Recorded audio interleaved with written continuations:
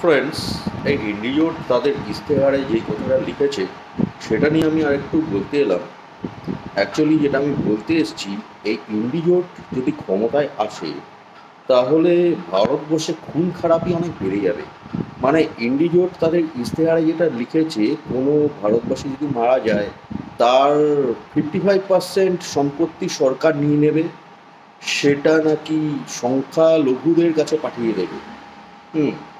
তো আমি বলেছিলাম জঙ্গিদের কাছে পাঠিয়ে দেবে, জঙ্গিদের দিয়ে লুট করাবে।